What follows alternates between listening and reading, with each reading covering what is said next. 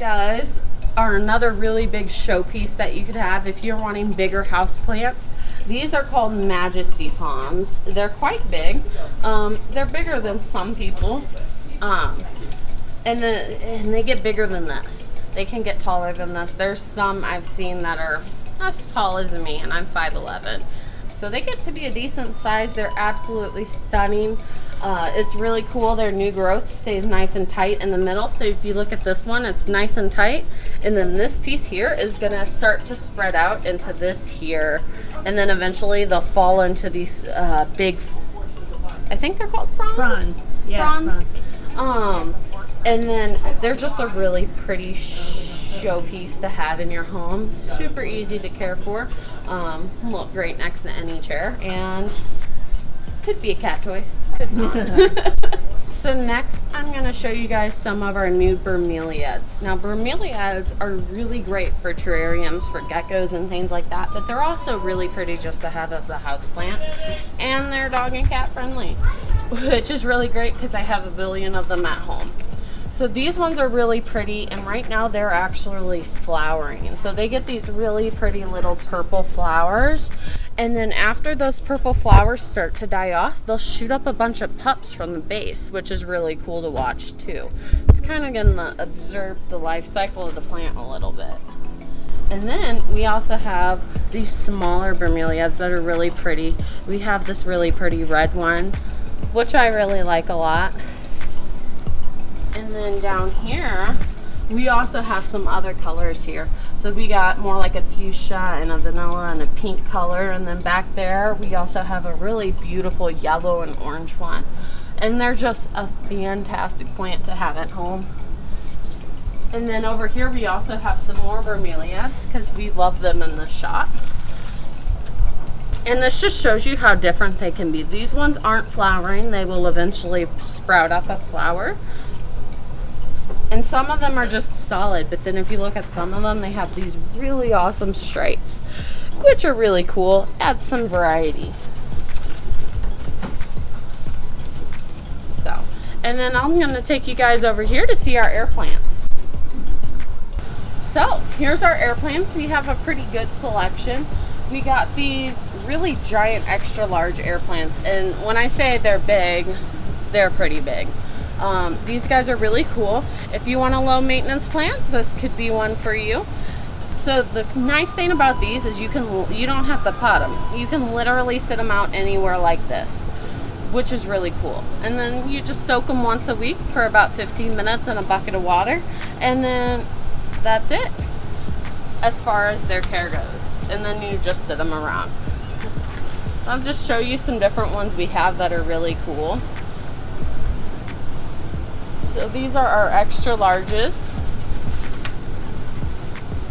but air plants have a good variety of shapes and sizes.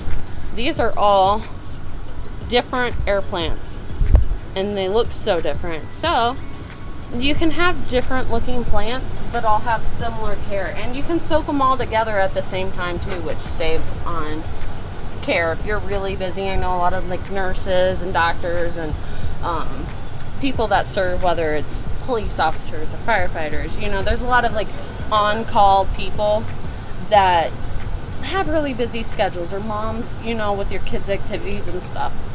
It's a way to bring in some different zest of life. I really like this one. It just is really cool. And this one kind of reminds me of when I was little. I had these little troll dolls. Someone needs to take a troll and like cut the hair off of it and stick this in the top of it, and just that be the planter for it. Because that would be great. So, and then we have these really cool ones here. These are xenographicas. That's Eric's favorite. It is Eric's favorite. We've had people calling them the jellyfish air plant.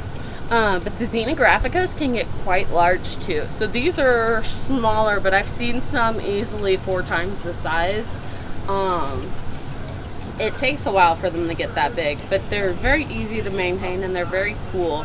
And what's also cool is when you soak them, these kind of straighten out some, and then they recurl when they dry. So they kind of change up a little bit every time you soak them. So that's all our air plants, and we have a nice variety. Our next one is pothos. So we have these pothos plugs here, and we have a few different price ranges on pothos. So this is a golden pothos, and it is cat and dog friendly, and they're very easy. They can survive very well in low light. And then like up here we have some more of the hypo SCs at a smaller price point than the others, so for the people that are on a budget.